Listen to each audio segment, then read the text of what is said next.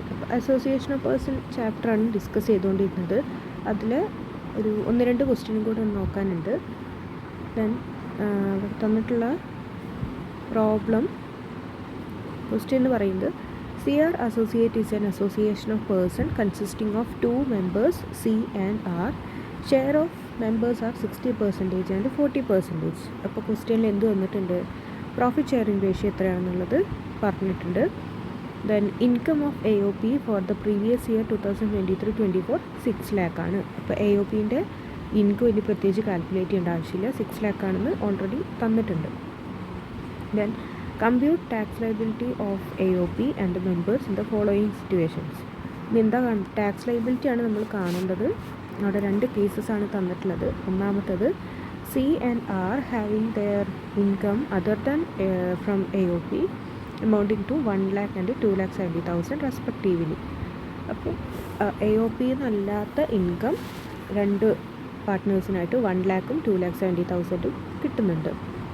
രണ്ടാമത്തെ കേസിൽ ഇൻകം എന്ന് പറയുന്നത് 1 lakhും 1,20,000 ആണ്. ഇത് 2 കേസസാണ് നമുക്ക് തന്നിട്ടുള്ളത്. അപ്പോൾ ആദ്യത്തെ കേസിൽ നമ്മൾ പറഞ്ഞിട്ടുള്ള ഒരു കണ്ടീഷൻ എന്ന് പറയുന്നത് മെമ്പേഴ്സിൻ്റെ ടോട്ടൽ ഇൻകം ഒന്നോ അല്ലെങ്കിൽ അത് കൂടുതലോ മെമ്പേഴ്സിൻ്റെ ടോട്ടൽ ഇൻകം ബേസിക് എക്സംഷൻ ലിമിറ്റിനേക്കാൾ കൂടുതലാണെന്നുണ്ടെങ്കിൽ, അതായത് AOP എന്നല്ലാത്ത മറ്റ് ഇൻകം അതർ ദാൻ AOP ആയിട്ടുള്ള ഇൻകം ബേസിക് എക്സംഷൻ ലിമിറ്റ് എന്ന് പറഞ്ഞാൽ സിറ്റിസൻ്റെ കേസ്, നോർമൽ സിറ്റിസൻ്റെ കേസിൽ 2,50,000 ആണ് ബേസിക് എക്സംഷൻ ലിമിറ്റ്. അതിനേക്കാൾ കൂടുകയാണെന്നുണ്ടെങ്കിൽ AOP ടാക്സ് ചെയ്യപ്പെടുന്നത് MMRലായിരിക്കും. അതർവൈസ്, അതായത് ഒരു പാർട്ട്ണർ മെമ്പേഴ്സിൻ്റെയും ഇൻകം എന്താണ് ബേസിക് എക്സംഷൻ ലിമിറ്റിന് എക്സീഡ് ചെയ്യുന്നില്ല എന്നുണ്ടെങ്കിൽ AOPൻ്റെ ടോട്ടൽ ഇൻകം ടാക്സ് ചെയ്യപ്പെടുന്നത് നോർമൽ ഇൻഡിവിജ്വൽ റേറ്റിലും ആയിരിക്കും. അപ്പോൾ ഇതിൽ ആദ്യത്തെ കേസിൽ 1 lakhും 2,70,000 എന്ന് പറയുമ്പം ആറിൻ്റെ ഇൻകം 2,50,000-നേക്കാൾ കൂടുന്നുണ്ട്, ബേസിക് എക്സംഷൻ ലിമിറ്റിനേക്കാൾ കൂടുന്നുണ്ട്. സോ ആ കേസിൽ MMR ടാക്സ് ചെയ്യേണ്ടത് ഏതിലായിരിക്കും, AOP ടാക്സ് ചെയ്യേണ്ടത് MMRലായിരിക്കും. രണ്ടാമത്തെ കേസിൽ 2 മെമ്പേഴ്സിൻ്റെ ഇൻകം 1 lakhും 1,20,000 ബേസിക് എക്സംഷൻ ലിമിറ്റിന് കുറവാണ്. സോ അവിടെ ചാർജ് ചെയ്യപ്പെടുന്നത് ഇൻഡിവിജ്വൽ റേറ്റിലും ആയിരിക്കും. ഓക്കെ, അപ്പോൾ അതിൽ സൊല്യൂഷനായിട്ട് എഴുതുന്ന സമയത്ത് നമുക്ക് AOPൻ്റെ ടാക്സ് ലയബിലിറ്റിയും കാണണം, അതുപോലെ മെമ്പേഴ്സിൻ്റെയും കാണണം. AOPൻ്റെത് ചോദിക്കുമ്പോൾ നമ്മൾ അങ്ങനെ എഴുതണം. ഫസ്റ്റ് കേസിലാണെന്നുണ്ടെങ്കിൽ AOPൻ്റെ ഇവിടെ എക്സ്പ്ലനേഷൻ അവിടെ കൊടുത്തിട്ടുണ്ട്. ആറിൻ്റെ income from other than AOP എന്ന് പറയുന്നത് എക്സംഷൻ ലിമിറ്റിനേക്കാൾ കൂടുതലാണ്. സോ AOP ടാക്സ് ചെയ്യുന്നത് മാക്സിമം മാർജിനൽ റേറ്റിലാണ്, 42.744% ആണ്. അതൊരു ഫ്ലാറ്റ് റേറ്റ് ആണ്. അതിൽ പിന്നെ നമ്മൾ സെസ് ഒന്നും കാണേണ്ട ആവശ്യമില്ല. നമ്മളുടെ മാക്സിമം സീലിംഗ് ആയിട്ടുള്ള 30%, ദെൻ മാക്സിമം സർചാർജ് ആയിട്ടുള്ള 37%, 4% എഡ്യൂക്കേഷൻ സെസ്സും കൂടെ ആഡ് ചെയ്തിട്ടുള്ള ഒരു ഫിഗറാണ് ഈ 42.744%. അപ്പോൾ ആദ്യത്തെ കേസിൽ 6 lakhൻ്റെ മുകളിൽ 42.744% കാണണം. സെക്കൻഡ് കേസ് ആണെങ്കിൽ ഇവിടെ 2 പേരുടെയും ഇൻകം 2,50,000-നേക്കാൾ ബിലോ ആയതുകൊണ്ട് തന്നെ നോർമൽ റേറ്റ് വെച്ചിട്ട് കാണുമെന്ന് പറയുമ്പോൾ 6 lakh ഇൻകത്തിൻ്റെ ആദ്യത്തെ 2,50,000 വരെ നില്ലായിരിക്കും. നെക്സ്റ്റ് 2,50,000-ൻ്റെ മുകളിൽ, അതായത് അപ് ടു 5 lakh വരെയുള്ള ആ ഒരു സ്ലാബിൽ 5% അപ്ലിക്കബിൾ ആക്കും. ദെൻ ബാലൻസ് 1 lakhൻ്റെ മുകളിൽ 20% കാണും. ദെൻ ഒരു 4% സെസ്സും കൂടെ കണ്ടാൽ കിട്ടുന്ന ഫൈനൽ എമൗണ്ട് ആണ് ഈ പറഞ്ഞിരിക്കുന്ന 33,800 എന്ന് പറയുന്നത്. ഓക്കെ, ദെൻ അടുത്തൊരു ഭാഗം ഇൻഡിവിജ്വൽ മെമ്പേഴ്സിൻ്റെ ടാക്സ് ലയബിലിറ്റി കാണേണ്ടതാണ്. അപ്പോൾ അതിൽ സിൻ്റെയും ആറിൻ്റെയും നമുക്ക് 2 കോളായിട്ട് എഴുതിയാൽ മതി. അപ്പോൾ അതിൽ share of profit from AOP exempted ആയിട്ടാണ് നമ്മൾ കാണിക്കുന്നത്. ഓക്കെ, AOP എന്നുള്ള ഇൻകം എക്സംപ്റ്റഡ് ആയിട്ടാണ് നമ്മൾ കാണിക്കുന്നത്. And income from other sources ആണെന്നുണ്ടെങ്കിൽ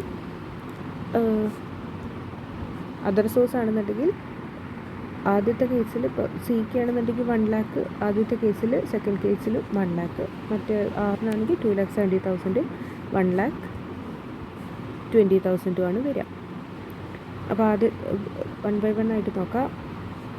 1 lakh ആണ് നമ്മളുടെ ഇൻകം ഫ്രം അതർ സോഴ്സ് ആദ്യത്തെ കേസിൽ വരുന്നത്. സോ ടോട്ടൽ ഇൻകം 1 lakh ആയിരിക്കും. ദെൻ നമുക്ക് ടാക്സ് ലയബിലിറ്റി കാണുന്ന സമയത്ത് ബിലോ 2,50,000 ആയതുകൊണ്ട് തന്നെ അവിടെ നമുക്ക് നില്ലായിട്ടായിരിക്കും എമൗണ്ട് വരുന്നത്, ടാക്സ് അവിടെ ഉണ്ടാവില്ല.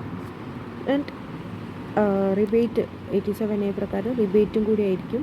അവിടെ എന്തില്ല, ടാക്സ് ലൈബിലിറ്റി എന്ന് പറയുന്നത് ഉണ്ടാവില്ല. ആ കേസിൽ ടാക്സ് ലൈബിലിറ്റി നില്ലായിട്ടാണ് കാണിക്കുക. അതേസമയം 6ൻ്റെ കേസാണെന്നുണ്ടെങ്കിൽ ഇതുപോലെ തന്നെ 2,70,000 ആണ് അവിടെ എമൗണ്ട് വരുന്നത്. ആൻഡ് ടോട്ടൽ ഇൻകം 2,70,000 ആകുമ്പോൾ അപ് ടു 2,50,000 വരെ നിൽ ആൻഡ് ബാലൻസ് 20,000ൻ്റെ മുകളിൽ 5% കണ്ടു കഴിഞ്ഞാൽ 1,000 ആയിരിക്കും നമുക്ക് ടാക്സ് ലൈബിലിറ്റി കിട്ടുക. ആൻഡ് 87A പ്രകാരം ബിലോ 5 lakh ആണ് ഇൻകം വരുന്നതെങ്കിൽ ഫുൾ എമൗണ്ട് നമുക്ക് എന്തായിരിക്കും, റിബേറ്റ് ആയിട്ട് ക്ലെയിം ചെയ്യാം. അപ്പോൾ ഈ 1,000 റിബേറ്റ് ആയിട്ട് മാറും. ആൻഡ് ഫൈനൽ ടാക്സ് പേയബിൾ എന്ന് പറയുന്നത് ആ കേസിൽ നില്ലായിരിക്കും. ഇനി രണ്ടാമത്തെ ഇവിടെ കേസ് പറഞ്ഞിട്ടുള്ളതിൽ സെക്കൻഡ് കേസിൽ ആ കേസിൽ എന്താണ് വരുന്നത്,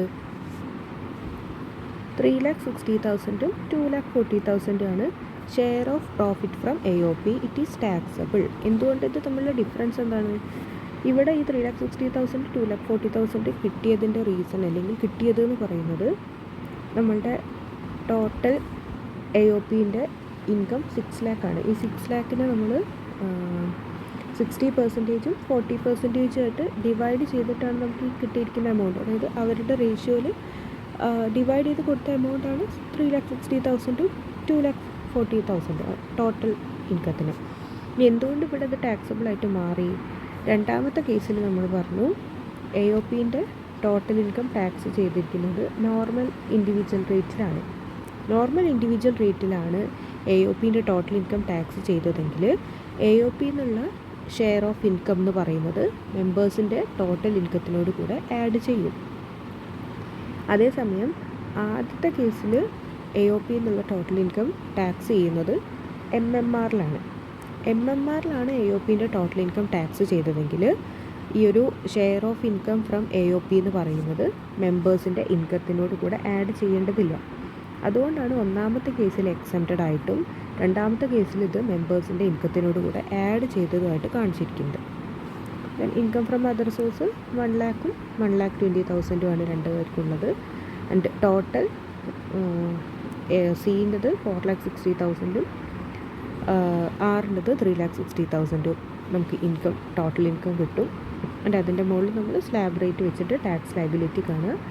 ആൻഡ് 4% എഡ്യൂക്കേഷൻ സെസ്സും കൂടെ ആഡ് ചെയ്താൽ നമുക്ക് ടാക്സ് ലൈബിലിറ്റി കിട്ടും. രണ്ടുപേരുടെയും ടാക്സ് ലൈബിലിറ്റി കിട്ടും.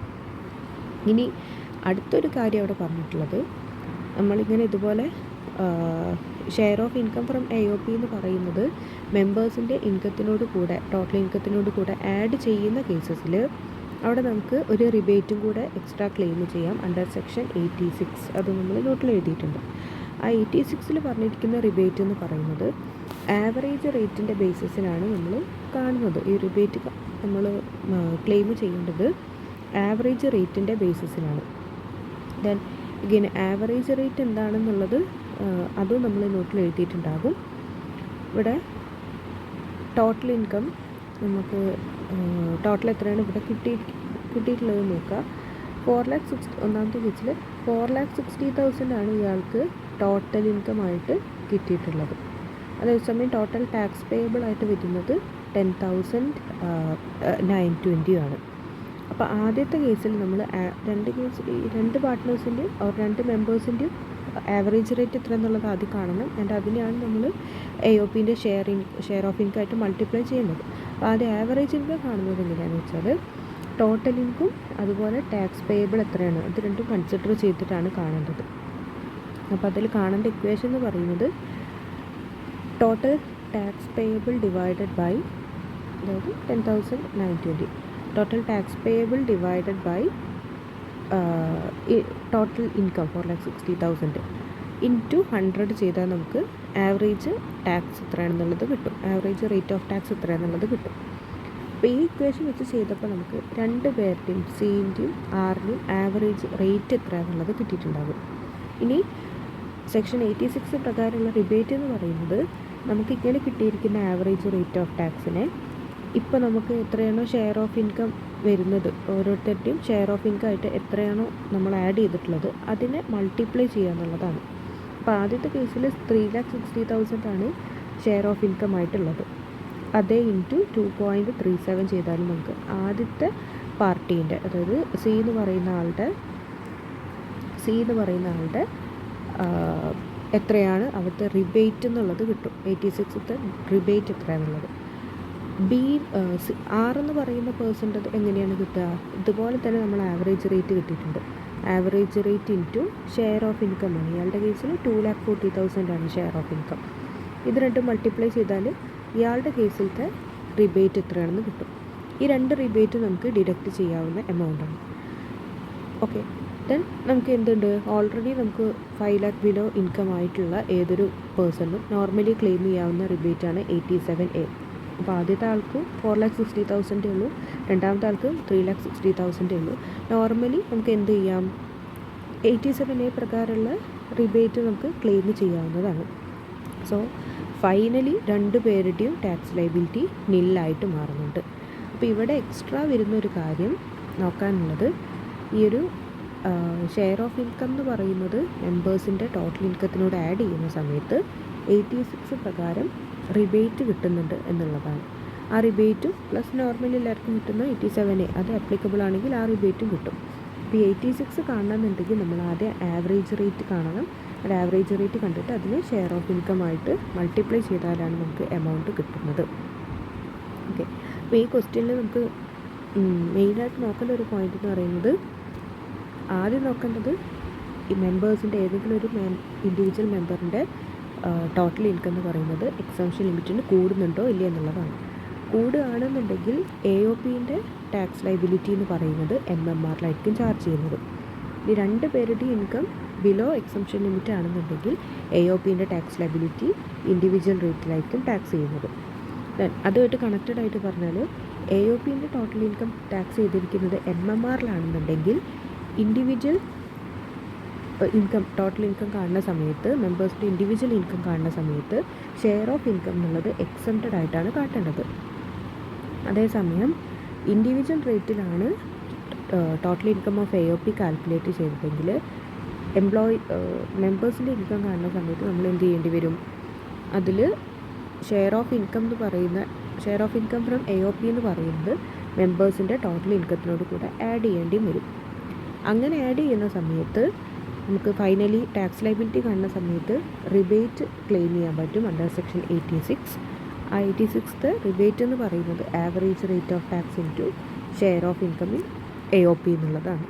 ആവറേജ് റേറ്റ് കണ്ട് നമ്മൾ ഷെയറുമായിട്ട് മൾട്ടിപ്ലൈ ചെയ്താൽ റിബേറ്റ് എമൗണ്ട് കിട്ടും. 5 lakh ബിലോ ആയിട്ട് ഇൻകം കിട്ടുന്ന ഏതൊരു ടാക്സ് പേയർക്കും 87A പ്രകാരമുള്ള ഡിഡക്ഷൻ നോർമലി ക്ലെയിം ചെയ്യാം, അതും നമുക്ക് കിട്ടുന്നതായിരിക്കും. അപ്പോൾ ആ പോയിൻറ്റ്സ് മാത്രം, ആ നോട്ടിൽ തന്ന പോയിൻറ്റ്സ് മാത്രം വെച്ചുകൊണ്ട് ഈ ഒരു പ്രോബ്ലം പഠിക്കുകയാണെന്നുണ്ടെങ്കിൽ എളുപ്പമായിരിക്കും.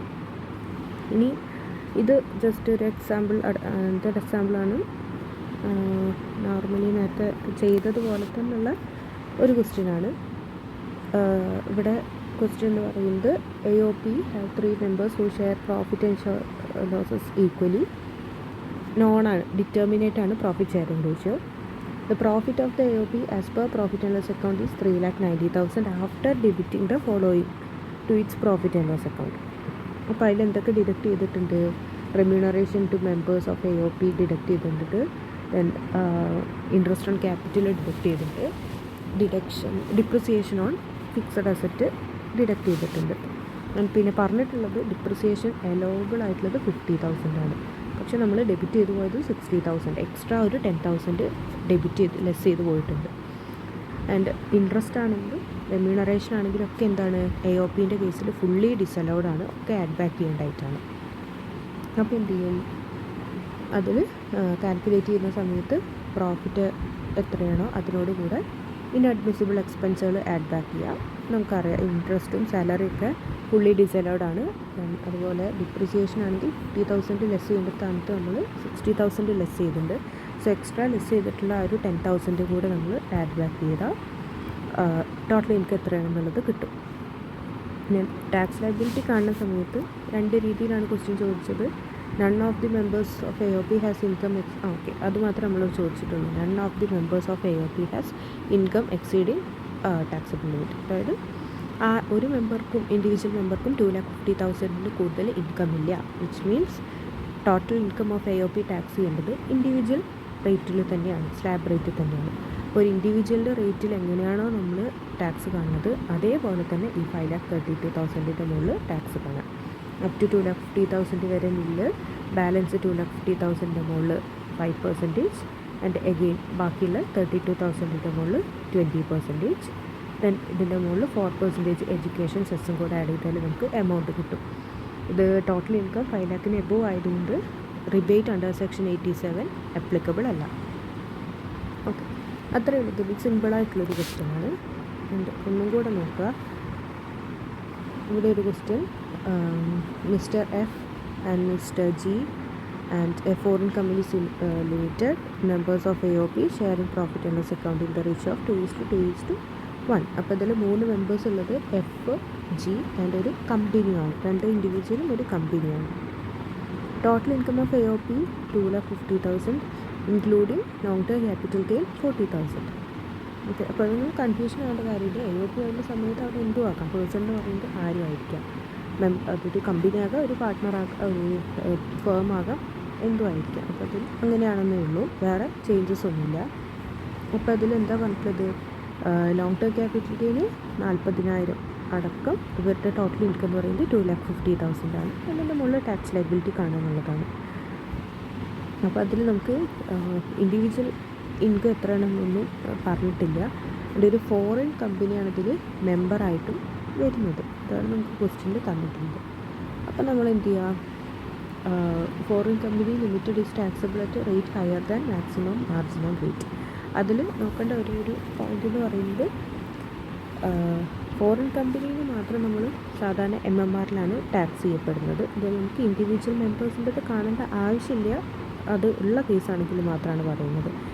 ഓക്കെ, ഫോറിൻ കമ്പനീൻ്റെ ചാർജ് മാത്രം നമ്മൾ MMRലാണ് കാണാറുള്ളത്. ഇതിൽ നമുക്ക് ഇൻഡിവിജ്വൽ മെമ്പേഴ്സിൻ്റെ ഇത് കാണേണ്ട ആവശ്യമില്ല, കാരണം സ്പെസിഫിക്കലി എടുത്ത് പറഞ്ഞിട്ടില്ല ഓരോ മെമ്പേഴ്സിൻ്റെ എനിക്ക് എത്രയാണെന്നുള്ളത്. അപ്പോൾ ഇതിൽ നമ്മൾ എന്ത് ചെയ്യുക, നോർമൽ റേറ്റിൽ തന്നെ ടാക്സ് ലയബിലിറ്റി കാൽക്കുലേറ്റ് ചെയ്യാണ്. ടാക്സ് ഓൺ LTCs സെപ്പറേറ്റ് നമ്മൾ 20% കാണും. അതായത് 40,000 മുകളിൽ നോർമൽ റേറ്റായ 20% കാണും. ബാലൻസ് 2,50,000 ബാക്കിയുള്ള 2,10,000 മുകളിൽ നമ്മൾ എന്ത് കാണണം, MMRലും കാണാനുണ്ടാകും. ഓക്കെ, ഇതിൽ സി ലിമിറ്റഡിൻ്റെ കേസ്, സി ഫോറിൻ കമ്പനിയാണ്. നമ്മൾ തിയറിയിൽ ചിലപ്പോൾ എഴുതിയിട്ടുണ്ടാവില്ല. ഫോറിൻ കമ്പനി ആവുന്ന സമയത്ത് ഫോറിൻ കമ്പനിക്ക് MMRലാണ് നമ്മൾ ടാക്സ് ചെയ്യപ്പെടുന്നത്. ഇനി ഇതിൽ എത്രയൊക്കെ വരിക, 2,10,000 ആണ് ബാലൻസ് എമൗണ്ട്. 2,10,000 ഫോറിൻ കമ്പനീൻ്റെ ഷെയർ എന്ന് പറയുന്നത് 1/5 ആണ്. 2:1 എന്ന് പറയുമ്പോൾ 1/5 ആണ് ഫോറിൻ കമ്പനിയുടേത്. വിച്ച് മീൻ 2,10,000 ഇൻറ്റു 1/5 എന്ന് പറയുമ്പോൾ 42,000. അതാണ് നമ്മുടെ ഫോറിൻ കമ്പനീൻ്റെ ഷെയർ. അത് നമ്മൾ MMRലാണ് ടാക്സ് ചെയ്യുന്നത്. ഇനി ഇവിടെ ബാലൻസ് എമൗണ്ട് നമുക്ക് സെസ്സൊക്കെ കാണാനുള്ളത് കൊണ്ട് 42.744% അല്ല നമ്മൾ എടുക്കുന്നത്. ഫോറിൻ കമ്പനീൻ്റെ സെപ്പറേറ്റ് നമ്മൾ 40% വെച്ചിട്ടാണ് കാണുന്നത്. ദെൻ ബാലൻസ് ഉണ്ടാകും. അതായത് ഈ 40,000ഉം 42,000ഉം കഴിഞ്ഞാൽ ബാലൻസ് എമൗണ്ട് 1,68,000 ഉണ്ടായിരിക്കും. ഈ എമൗണ്ടിൻ്റെ മുകളിൽ നമ്മൾ 30% ടാക്സ് വെച്ചിട്ടാണ് കാണുന്നത്. ഓക്കെ, 2,10,000 ബാക്കിയുള്ളതിൽ 42,000 നമ്മൾ 40% കണ്ടു. ബാലൻസ് ഒരു 1,68,000 ഉണ്ടായിരിക്കും. ആ 1,68,000 മുകളിൽ നമ്മൾ ഹയസ്റ്റ് സ്ലാബ് റേറ്റ് ആയിട്ടുള്ള 30% ടാക്സ് കാണുന്നു. ഓക്കെ, ഇത് ഫോറിൻ കമ്പനി വരുന്ന കേസിൽ മാത്രമാണ്. അതത്ര റെയറായിട്ട് വരാറുള്ളൂ ഫോറിൻ കമ്പനിയും കൂടെ വരുന്നത്. ഇൻ കേസ് വന്നാൽ ചെയ്യേണ്ടത് ഇത്രയേ ഉള്ളൂ. ഫോറിൻ കമ്പനിയുടെ ഷെയർ 40%ലും ബാക്കി ബാലൻസ് ഷെയർ ഉണ്ടെങ്കിൽ അത് ഹയസ്റ്റ് സ്ലാബ് റേറ്റ് ആയിട്ടുള്ള 30%ലും കാണാം. ദെൻ 4% എഡ്യൂക്കേഷൻ സെസ്സും കൂടെ ആഡ് ചെയ്താൽ ടാക്സ് ലയബിലിറ്റി നമുക്ക് കിട്ടും. അപ്പോൾ അതിൽ ഇത്രയേ ഉള്ളൂ. ഇവിടെ ഒരു എക്സ്ട്രാ വരുന്ന കാര്യം, ഒരു ഫോറിൻ കമ്പനി മാത്രമാണ് മെമ്പറായിട്ട് വരുന്നത് എന്നുള്ളതാണ്. ഇതിൽ ഓരോരുത്തരുടെയും ഇൻകം സ്പെസിഫൈ ചെയ്യാത്തത് കൊണ്ട് നമുക്ക് individual income and individual tax liability കാണാനില്ല. ഇതിൻ്റെ ടോട്ടൽ AOPൻ്റെ ടാക്സ് ലയബിലിറ്റി മാത്രമേ നമുക്ക് കാണാനുള്ളൂ. ഓക്കെ.